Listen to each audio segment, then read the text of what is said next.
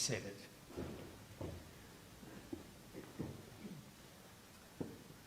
Almost feels like I should start with a disclaimer: do not try this at home after that previous reading. Don't drink poisons, don't pick up snakes. You know. It's a fascinating reading to have because it doesn't even belong in the Gospel of Mark and it's not part of the Bible. Okay? But it's the reading set for today because sometime in the 3rd, 4th or 5th century somebody decided the end of Mark needed a band-aid and they wrote that summary and stuck it on the end. But the earliest copies of Mark do not have those 2 or 3 paragraphs. It's a kind of summary of everything that happened, but it's not actually what it's not how Mark chose to end his gospel. And certainly, as we know from television, there are some strange churches in America where they do play with snakes and where the pastors die regularly of snake bite and poisoning. So it's an interesting tradition into which we are baptizing these 2 guys today. All right? Got to have our heads turned on as well as our hearts. So today, most people in Australia are thinking about ANZAC Day.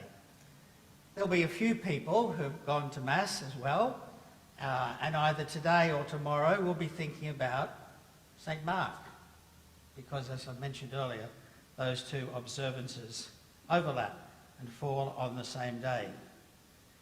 And at first glance, it doesn't seem like there's much in common between St. Mark, who I'll say more about in a moment, and ANZAC Day. And yet, when we think about it a little bit further, there are some interesting connections and about the way these 2 special commemorations intersect for us. For the most part, our religious calendar here in Australia comes, of course, from the Northern Hemisphere and Europe in particular. By the way, for the Greek Orthodox, today is Palm Sunday. Just reminding us that the way we count time and the way we arrange our holy days is not set in concrete. It's cultural. It depends on how the calendar works in our part of the world. So because our calendar for Christmas and for Easter in particular tends to come from Northern Europe, our church year is out of sync with the place where we live. When we're celebrating new life at Easter, the trees are turning brown and the leaves are falling on the ground. It's the other way round, of course, up on the top side of the circle. And when we're celebrating the coming of the light in the darkness at Christmas, it's blazing summer and there's no shortage of daylight. So you can see how our liturgies have got out of sync with the places where we live, and in particular with the patterns and the dynamics of this ancient land.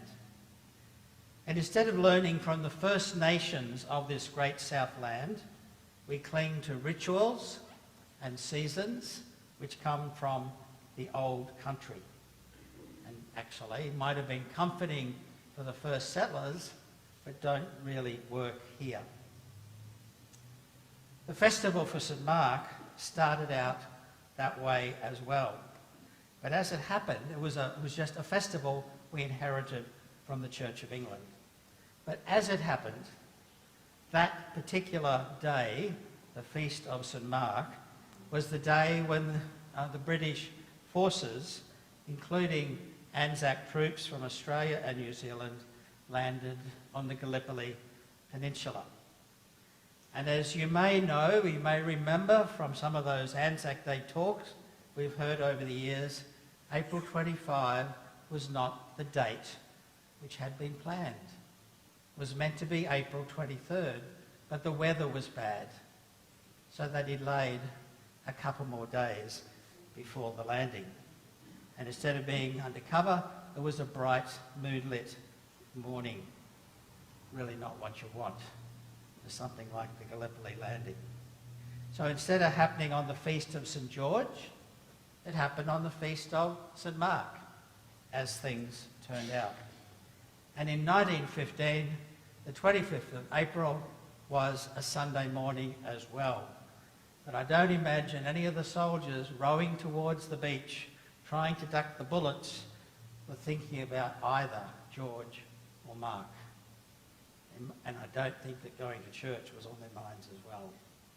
But finally, we have a holiday that belongs to us here in Australia and in New Zealand.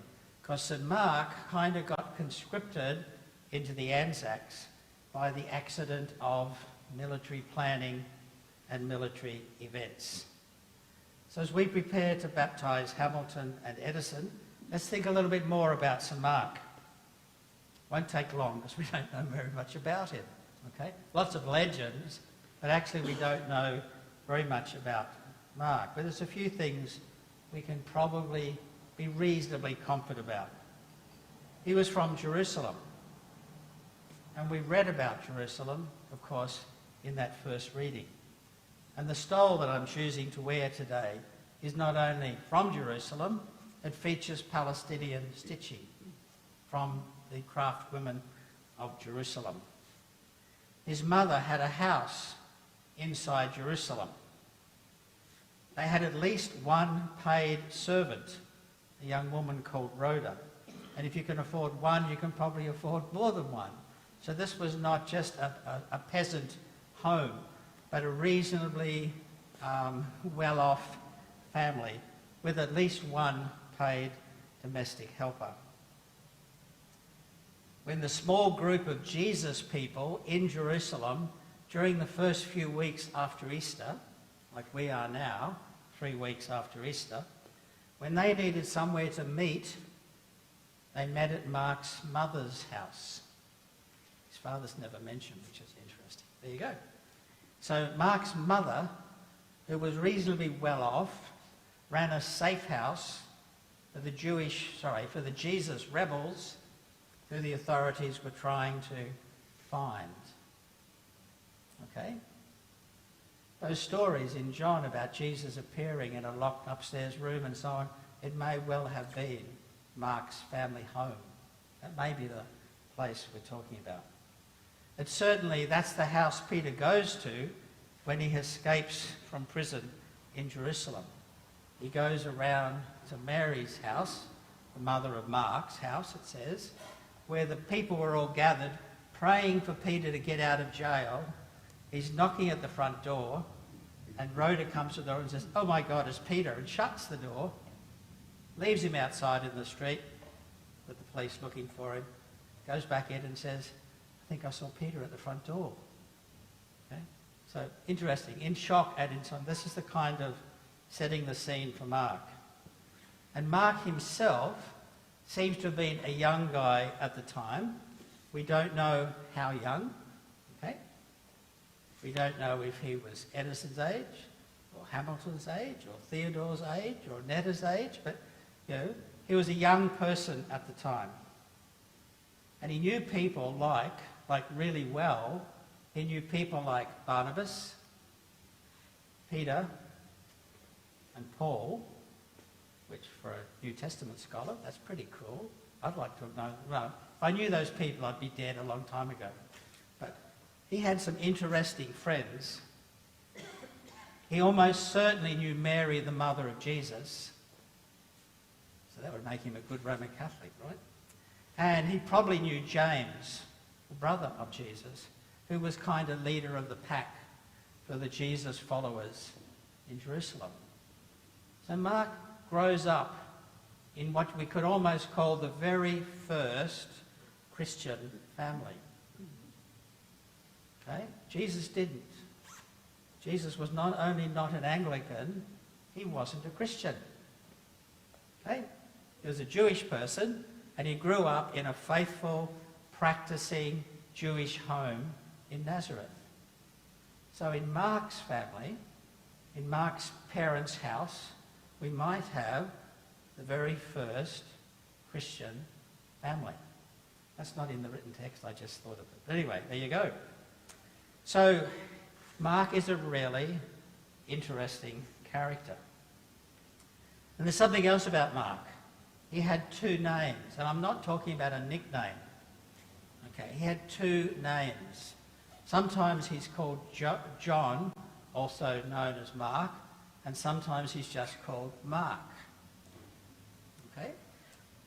John and Mark. We call him Mark because we're not Jewish, and Mark was his name in the Greco-Roman world, in the world of the Roman Empire, where everybody at the eastern end of the empire spoke Greek. Marcus was a name that would have been familiar. And it was a famous name, including people like Mark Antony. So when he's mixing with the shopkeepers and the merchants and the soldiers in the streets of Jerusalem, when he's going to the government officials, and when he's interacting with others that are not Jewish, he says, "My name is Mark."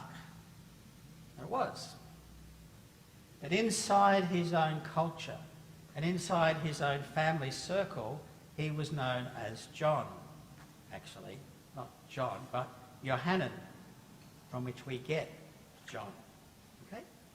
And that's an ancient Jewish name. And again, it's a famous Jewish name because there were a couple of Jewish kings about 100 years before whose first name was Johannan. We call them John Hyrcanus, the first and the second.